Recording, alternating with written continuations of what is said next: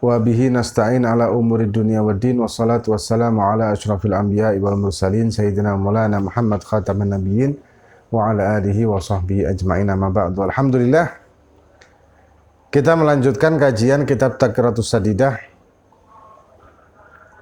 yang dikarang oleh Al-Ustadz Hasan bin Ahmad Al-Kaf. Dan kita di bagian kedua tentang masalah hal yang membatalkan wudu. Ya. Yang kemarin sudah kita bahas tentang hal yang membatalkan wudu pertama dan kedua. Dan selanjutnya, yaitu yang pertama keluar sesuatu dari dua jalan, kemudian yang kedua adalah hilangnya akal dengan tidur dan lain sebagainya. Kemudian an-naqid tsalits, sekarang hal yang membatalkan wudu yang ketiga. Iltiqa basyaratai rajulin wa imra'atin kabiraini ajnabiyaini min ghairi ha'ilin, tanpa ada halangan. Bertemunya atau bersentuhannya kulit laki-laki dan perempuan yang besar, sama-sama besarnya, ajnabiyan yang ajnabi, min ghairi ha'ilin, tanpa ada halangan. Ini perinciannya nanti kita bahas. Nah, kemudian dikatakan syurutun naqdil wudu'i biltiqa'i khamsatun. Syarat-syarat batalnya wudu dengan saling bersentuhan kulit itu ada 5 syarat. Ya, syarat batalnya. Ini syarat batalnya. Dikatakan ayyakuna, yang pertama ayyakuna bil basyarah. Harus dengan kulit, antar kulit, kulit dengan kulit. Kharaja bi as-sin wa dhufur wa sya'r, dan ada juga tambahan batin ain wal azam. Ya, itu menurut Imam Ibn Hajar. Yaitu seluruh kulit yang ada di tubuh kita, kalau bersentuhan dengan kulit yang orang perempuan, bukan mahram kita, maka batalah wudhu kita kecuali menyentuh giginya atau kukunya. Ya. Kulit kita tersentuh kukunya perempuan yang bukan mahram, itu tidak batal. Atau sya'r, rambutnya, itu juga tidak membatalkan. Kesentuh istri, rambutnya itu tidak batal, kukunya juga tidak batal. Yang membatalkan adalah bersentuhan antar kulit. Jadi kulit dengan kulit. Nah, kemudian ikhtilaful jinsi. Ya, ikhtilaful jinsi maknanya laki-laki dan perempuan. Fala naqdha bainal mar'ataini warrajulaini wa kadzalikal khuntha li syak. Maka tidak batal bersentuhan kulit antara perempuan dengan perempuan atau laki dengan laki. Wa kadzalikal khuntha, dan juga khuntha, karena ada keraguan bahwa ini orang laki atau perempuan. Khuntha yang dimaksud adalah orang yang dia lahir dengan dua alat kelamin yang sama. Alat kelamin perempuan, alat kelamin laki-laki. Dua-duanya fungsi. Nah, jadi maskuk ini atau meragukan ini laki atau perempuan. Ini yang dinamakan khuntha kalau dalam fikih. Ya, bukan orang laki yang kemudian berpakaian perempuan, bukan. Nah, ini mungkin ada beberapa yang salah pengertian. Kalau itu tetap dihukumi laki. Ya, ada orang laki, kemudian dia berubah pakaiannya menjadi pakaian perempuan, atau malah dioperasi lah, katakan operasi yang seluruhnya sudah menjadi perempuan, bahkan tidak punya alat kelamin laki lagi karena operasi, tetap hukumnya laki. Hukumnya tetap laki, walaupun sudah perempuan sudah. Tetap hukumnya adalah laki. Beda dengan khuntha ini. Kalau khuntha ini memang dari lahir dia punya dua alat kelamin. Dan dua-duanya berfungsi. Ya. Maka itu maskuk, kalau kita menyentuh dia, kita tidak batal. Ada orang perempuan menyentuh dia juga tidak batal. Ya, karena maskuk, apakah dia laki atau perempuan. Nah, kemudian begitu juga antara yang hidup dan yang mati. Kalau yang ada orang mayit, ya mayit jenazah perempuan, kita menyentuhnya maka batal wudhu kita, tidak si mayit. Ya, kita menyentuh ada jenazah yang sudah dimandikan atau apa, dan dia bukan mahram kita, atau istri, ya istri, menyentuh istri yang meninggal, maka tidak membatalkan wudhu sang istrinya. Jadi tidak perlu diulang lagi wudhu dan mandinya istri tersebut, tapi kitanya yang hidup, maka batal hukum maka batal wudhu kita. Walaupun sudah meninggal salah satunya. Nah, kalau misalkan sama jin gimana? Itu ada khilaf antara Imam Ibnu Hajar dan Imam Romli. Kalau Imam Romli mengatakan kalau jin yakin kita bahwa jin ini adalah perempuan, maka batal. Tapi gimana? Ya apa? Nyentuh jin itu gimana? Menyentuh jin ya Allahu a'lam. Kalau binatang enggak. Jadi kalau binatang itu tidak membatalkan. Ya, kalau jin ada dua pendapat tadi ya. Ada yang membatalkan, ada yang tidak. Kalau kita yakin itu adalah jin perempuan, maka hukumnya adalah batal. Kemudian yang ketiga, syarat membatalkan yang ketiga, ayyakuna kabiraini. Ay balagha hadda syahwah urfan bihaitsu law ra'ahuma sahibut tabak salim li ishtiha lashtahahuma lizawaji lastawahuma lizawaji wa illam yakuna balighaini bi ihda alamatil bulughi thalath. Nah, ini yang sering terjadi di kalangan kita ya. Oh, enggak apa-apa, belum balik. Enggak batal, itu salah itu. Jadi pengertian batal itu bukan karena baliknya. Ya, tapi pengertiannya ini. Ai balagha haddus syahwa urfan. Sudah mencapai batasan secara umum normal orang bahwa anak ini sudah bisa menimbulkan syahwat bagi lawan jenisnya secara normal. Ya, secara normal. Misal ada anak yang mungkin umur 10 tahun belum balik, tapi badannya sudah bongsor. Badannya sudah seperti orang dewasa. Dan dia menimbulkan syahwat secara normal orang, bukan anak kecil-kecil. Maka batal hukumnya, walaupun dia belum balik. Ya, intinya kalau misalkan ada orang dengan postur tubuh, ya, dengan postur tubuh itu bisa menimbulkan syahwat karena bongsor ya. Kalau bahasa Jawanya itu bongsor. Apa sih bahasa Indonesianya? Bongsor. Nah, orang ini atau anak tersebut sudah bisa menjadikan batalnya wudhu bagi kita yang menyentuhnya. Walaupun belum balik itu orang. Begitu juga sebaliknya. Jadi hitungannya bukan dengan balik. Apalagi dengan balik. Ya, apalagi sudah balik. Ya. Jadi bihaitsu law ra'ahuma sahibut tabak salim lashtahahuma lizawaj. Sekiranya kalau misalkan ada orang yang normal tabak salim ini normal, maka dia akan syahwat dan ada keinginan untuk menikah dengan itu. Syahwat normal, maksudnya ini normal, bukan kan ada orang yang tidak normal sukanya dengan anak kecil, itu tidak normal. Ya kan? Atau sebaliknya. Nah, ini normal. Loh kan masa anak kecil? Bukan. Ini memang secara umur anak ini kecil. Tapi karena tubuhnya, kan ada orang yang umurnya 10 tahun, 12 tahun, kayak umur 20 tahun. Gede, sudah dewasa. Banyak. Apalagi daerah-daerah tertentu. Ya, daerah Timur Tengah sana itu juga begitu. Daerah negara-negara tertentu, umur kecil-kecil, umur masih kecil, itu sudah umur 20-an. Apalagi zaman dahulu. Ada. Jadi ketika sudah bisa menimbulkan syahwat secara normal sekali lagi, maka membatalkan wudhu walaupun belum balik. Wa illam yakuna balighaini. Ini. Walaupun belum balik ini orang. Bi ihda alamatil bulugh thalatha, dengan tanda-tanda balik yang 3. Ya, ada pembahasannya. Nanti tanda balik atau tanda alamat balik itu ada 3 macam. Walaupun tidak balik, tapi sudah bisa menimbulkan syahwat secara normal, maka membatalkan. Kemudian yang berikutnya 4. Ayyakuna ajnabiyaini.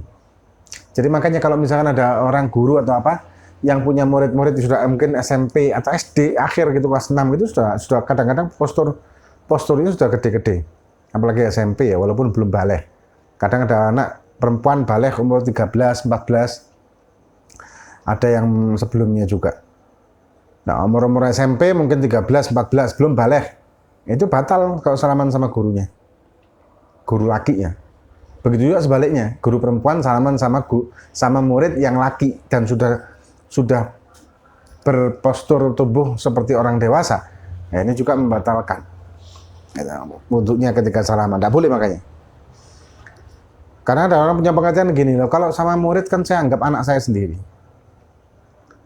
Terus pertanyaan sebaliknya, lah kalau saya itu tidak syahwat karena sudah menganggap anak saya sendiri bagaimana? Walaupun sebetulnya tidak syahwat, tapi secara umum orang akan syahwat, secara umum tetap batal. Secara umum, tapi karena dia mungkin dianggap mulai dari kecil sudah dirawat sama dia misal, tapi dia bukan mahramnya. Ya, mulai kecil. Dan sebelum balik tapi sudah badan dewasa begitu, berpostur tubuh dewasa, itu tetap batal walaupun tidak syahwat. Tidak syahwatnya itu dalam artian dianya pribadi, bukan secara umum. Kalau secara umum ini bukan syahwat. Ya, secara umum ini bukan syahwat. Nah, kemudian kayak anak angkat. Kayak anak angkat cuma mulai dari kecil, mulai bayi. Tapi tidak punya hubungan apapun. Misalkan ada anak angkat perempuan. Ya, ada anak angkat perempuan dari bayi diangkat dan bukan siapa-siapanya si suami. Ya, suami istri ngangkat seorang bayi, bukan apa-apanya si suami. Sudah dirawat sampai menjelang dewasa, belum balik tapi sudah punya postur tubuh yang umumnya secara normal akan menimbulkan syahwat bagi orang atau lawan jenisnya. Secara umum karena mungkin sudah bongsor tadi itu ya bahasanya. Tapi si bapak angkatnya tadi kan tidak syahwat. Karena apa? Dari kecil sudah dianggap anaknya sudah. Kan tidak syahwat. Nah ini bagaimana? Apakah batal apa tidak? Batal. Kenapa? Karena dihukumi secara umum. Nah, ya makanya kesian kalau anak angkat seperti itu gimana? Repot ya, agak repot. Solusinya ya rodho'ah itu, disusoni. Kemudian yang keempat, ayyakuna ajnabiyaini ay laisa bainahuma mahramiyah. Yang keempat, syarat batalnya wudhu ketika bersentuhan antar kulit adalah dua-duanya itu orang asing atau ajnabi. Dalam arti bukan mahram. Mahram itu sebetulnya ada dua macam. Mahram itu ada dua macam kalau pengertian mahram haram dinikah ya. Tapi kalau mahram dalam arti keluarga dan kehormatan kita dan juga orang yang wajib kita lindungi dan seterusnya, ini ada sendiri pembahasannya. Karena kalau yang haram dinikah itu ada dua memang. Ada yang haram dinikah selamanya dan ini tidak batal wudhu. Tapi ada juga yang haram dinikah tapi tidak selamanya. Dalam arti karena ada sebab. Kalau sebabnya ini hilang, maka tidak haram dinikah. Nanti itu pembahasan. Nah, sekarang masalah yang mahram dan haram dinikah selamanya. Ini tidak batal wudhu juga selamanya. Siapa saja mereka? Ya, mahram ya, bukan muhrim. Kadang kan kita mengatakan, oh bukan muhrimnya itu. Itu bukan muhrim saya.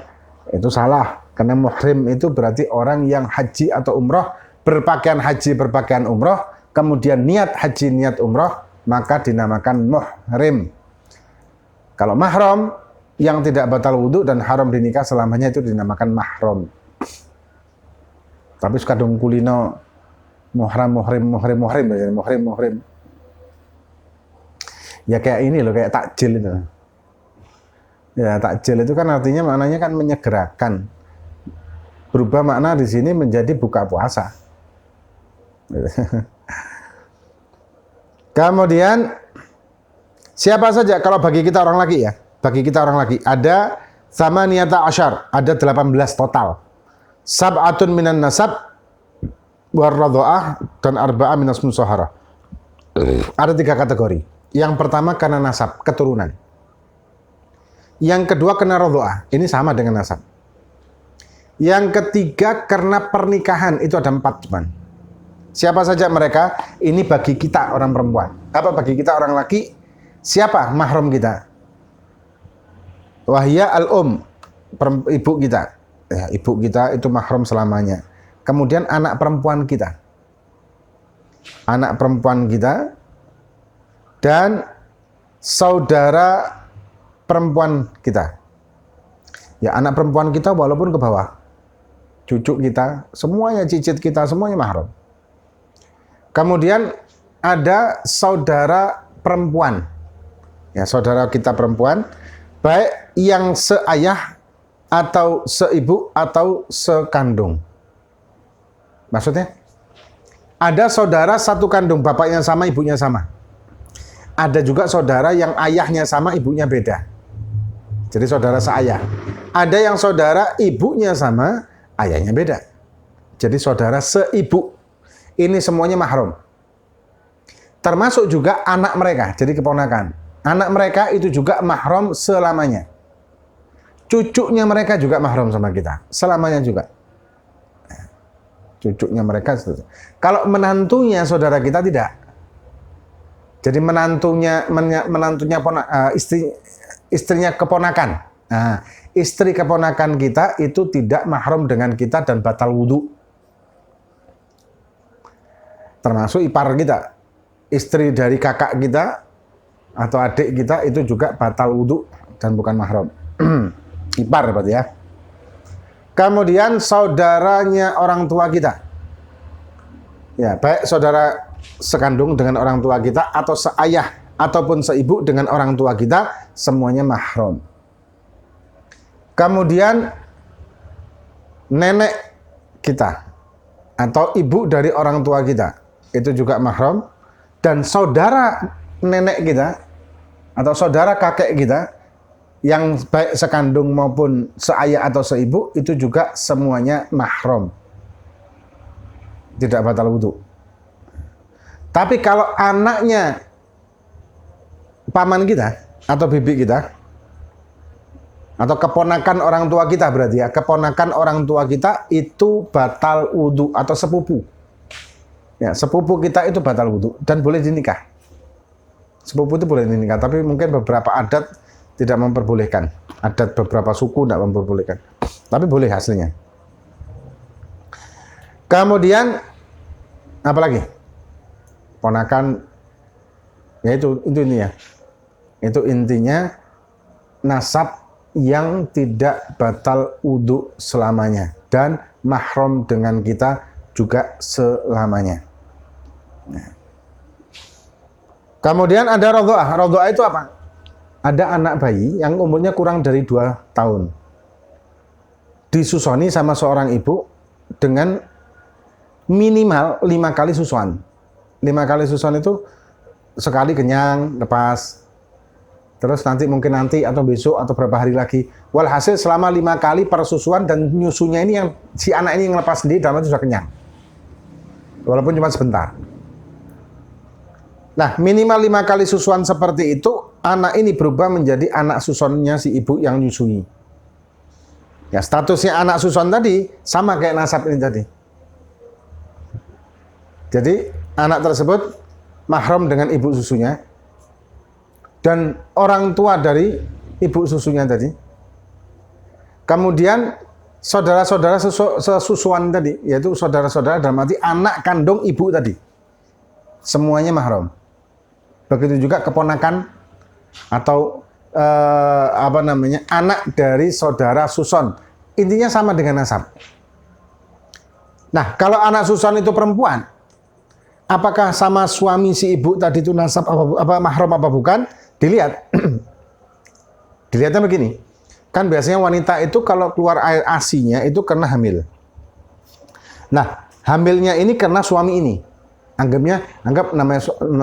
suaminya A gitu ya. Menikah kemudian hamil. Ada ASI-nya. Dan disusukan ke bayi lain. Ada bayi lain yang bukan mahramnya disusui sampai 5 kali tadi maka menjadi mahram. Bayi ini perempuan. Nah, sama si suami ibu tersebut yaitu si A yang menyebabkan kehamilan ibu tadi itu mahram juga karena itu dinamakan sahibul laban. Kemudian setelah menjelang dewasa atau gimana ceritanya, suami ini si A ini tadi meninggal atau cerai. Nikahlah si ibu susu tadi dengan B. Nah, B ini tidak mahram sama anak susu. Walaupun suami ibu susunya, tapi tidak mahram. Kenapa? Karena ini bukan sahibul laban. Beda dengan anak kandungnya si ibu tadi.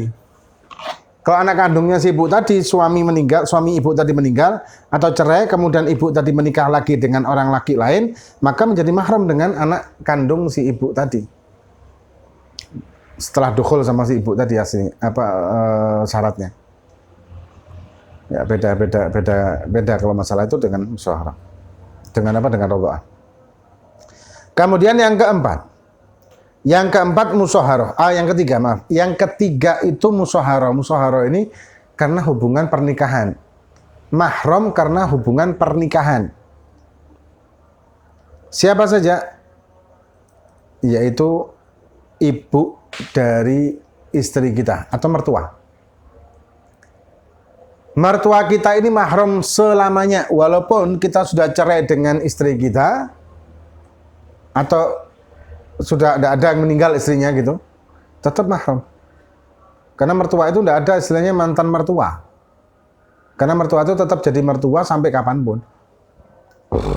Haram nikah dan tidak batal wudu selamanya. Kemudian ibu mertua ya. Kemudian menantu, istrinya anak. Istrinya anak juga mahram selamanya. Nah, kalau yang mertua itu mertua tiri gimana? Maksudnya, istri kita ternyata punya ibu tiri. Jadi bapak mertua kita istrinya 2 atau 3. Apakah kita mahram dengan mereka? Tidak, hanya mahram dengan ibu kandung istri kita. Kalau ibu tiri istri kita, maka tidak mahram dengan kita. Ya, ibu tiri atau mertua tiri, itu tidak mahram. Kemudian, menantu tadi ya, istrinya anak. Kemudian zaujatul ab, istrinya ayah, ibu tiri. Ayah kita menikah lagi, maka istri yang kedua ini juga mahram dengan anak kita. Nah, selamanya juga, walaupun sudah dicerai sama orang tuanya, sama suaminya ini tadi dicerai, tetap mahram sama anaknya ini selamanya, tidak bisa berubah. Gitu. Ibu tiri. Kemudian yang terakhir bintu zaujah. Apa bintu zaujah? Bintu zaujah ini kita menikah dengan seorang janda punya anak perempuan. Cuman ini dengan syarat sebetulnya. Syaratnya apa? Kalau kita menikah dengan seorang wanita, maka anaknya wanita itu menjadi mahram dengan kita dengan syarat sudah kita dukhul sama si perempuan tersebut, maka anaknya otomatis mahram. Nah, tapi kalau belum dukhul maka belum mahram. Batal wudu. Misalkan habis nikah itu lagi proses akad nikah atau lagi maulid gitu atau gimana, ketemu sama anaknya si istri tadi yang perempuan, batal salaman. Batal wudu. Nah, ketika sudah dukhul, maka haram nikah selamanya dengan anak si istri tadi atau anak tiri kita selamanya. Nah, ini banyak orang yang tidak paham loh. Kenapa? Ada banyak juga kejadian kayak gini. Ada seorang istri yang dia sudah punya anak sebelumnya, kemudian rupanya tidak punya anak, akhirnya dia minta cerai sama suaminya dan suaminya disuruh nikah ke anak putrinya dia, ke anak perempuannya dia, dan punya anak.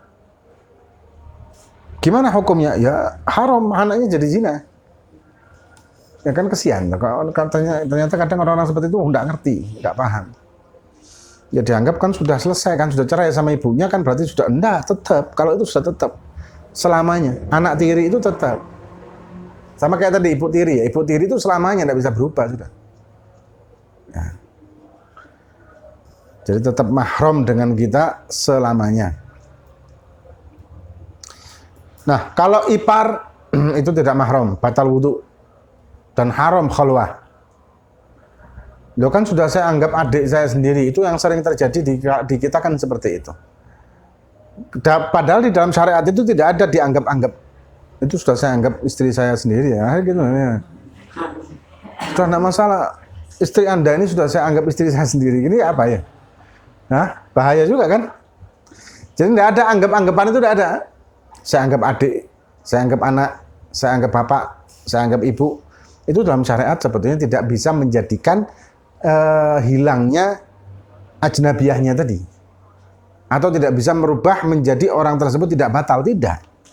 Lah, kalau kita menganggap orang itu sebagai orang tua kita, bagaimana dalam hukum Islam? Tidak apa-apa.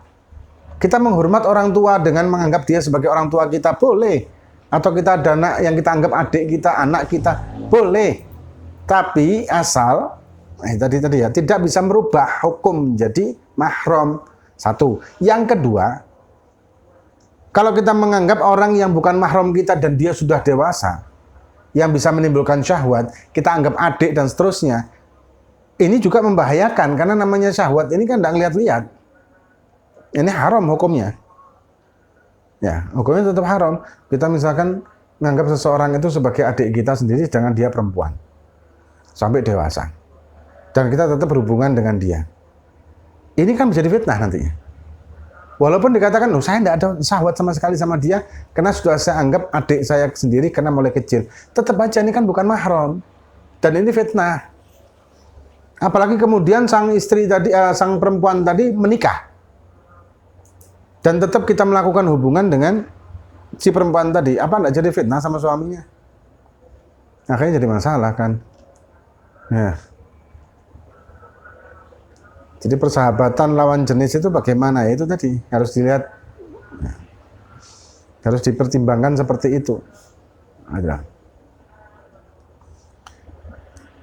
Lagian persahabatan itu kan tidak harus lawan jenis, kan sama jenis kita bisa bersahabat dengan siapa aja. Ya. Dan persahabatan yang bagus itu persahabatan karena Allah, suhbah lillah. Dan itu susah. Susah, kebanyakan orang bersahabat, ada juga memang seperti itu, tapi ada juga yang bersahabat karena masalah kepribadiannya dia sendiri. Kepingin konco. Takut ditinggal, takut tidak punya sahib. Karena ada yang kayak gitu tuh. Jadi bukan dia itu bersahabat karena Allah, enggak. Orang yang bersahabat karena Allah adalah orang yang dia semakin mendekat kepada Allah. Dan ini susah. Nah. Kemudian, jadi yang keempat tadi ya, ayakuna ajnabiyya ini. Dan pengertian tadi, termasuk juga istri paman, itu juga bukan mahram. Batal wudhu dengan kita. Keponakan istri juga batal wudhu dengan kita. Jadi biasanya kalau lebaran kita malah salaman dengan keponakan istri, salaman dengan ipar, salaman dengan istri paman-paman kita. Itu batal wudhu dan haram. Kemudian yang kelima, ayyakuna bi ghairi ha'ilin. Dan yang kelima adalah tanpa halangan. Kalau ada halangan kulit atau ada halangan rambut, ketutup rambut, kita tidak sengaja tersentuh tangan, tapi tangannya subhanallah ketutupan rambutnya dia, maka tidak batal karena tidak langsung kesentuh dengan kulit, tapi dengan rambut, tidak batal wudhu kita. Nah, jadi kalau tidak ada halangan sama sekali. Nah, ini ada masalah yang menarik di sini. Masailun fil tiga. Ada masalah-masalah di persentuhan kulit. Yang pertama, lamsul adwil mubani al munfasil. Idza kana al-munfasilu fawqa nisfil jasad fawqa surrah kayadin fayantaqidu bilamsi inda Imam Ibn Hajar wa inda Ramli yanqudu idza baqiya ismuhu bihaitsu yutlaq alai ismu untha au dzakar. Ini masalah kita menyentuh bagian potongan tubuh manusia. Ya walaupun itu sesuatu yang mengerikan juga ya. Sudah kita lewati aja itu. Nah. Idza akhbarahu ahadun binaqdi wudu'ihi fayantaqidu idza kana ma'suman inda Ramli wa yakfi inda Ibn Hajar idza kana adlan. Ini sama kayak sebelumnya. Kalau ada orang yang ngasih tahu bahwa ente batal wudunya, maka batal wudunya kalau menurut Imam Ramli kalau yang ngasih tahu itu maksum. Maksum ini khusus Nabi. Nah, kalau Imam Ibn Hajar mengatakan kalau yang ngasih tahu itu adil. Kita tahu orang ini adil, maka batal wudu kita. Kayak yang kemarin kita bahas ya. Tapi masalahnya sekarang adil ini lam yartakib alal kabair walam yusir alal saghair. Orang yang tidak melakukan dosa besar dan jarang melakukan dosa kecil. Zaman sekarang apa ada? Wallahu a'lam. Kalau ada ya Masya Allah. Ya mungkin ada ya, kita tidak tahu kan. Mungkin ada. Ya mungkin banyak, kita husnuzon, mungkin banyak insya Allah. Yang tidak pernah melakukan dosa besar dan jarang melakukan dosa kecil. Wallahu a'lam. Nah ini yang terakhir. Yang terakhir, An-naqitur rabi' masukubul adami. Yang tapi sudah 30 menit, besok aja lah. Yang terakhir insyaallah kita lanjut yang akan datang. Muka-muka bermanfaat bagi kita fid dunya wal akhirah, wallahu a'lam bissawab. Fatihah min Allah faqina fid dunya wa hadikum salihah wa nasallu sallallahu alaihi wasallam. Hadatin Nabi al-Fatihah. A'udzu billahi minasyaitonir rajim. Bismillahirrahmanirrahim. Salatul ladzina an'amta 'alaihim ghairil maghdubi 'alaihim waladdallin. Amin. Allah bihaqq al-Fatihah wa salli al-Fatihah barakat al-Fatihah lakam annaka sam'un wa tub 'alaina innaka tawwabun musta'an bi nafsina min mazal 'abdu wa taqabbal. Wa sallallahu ala sayyidina Muhammad wa ala alihi wa sahbihi. Alhamdulillahirabbil alamin.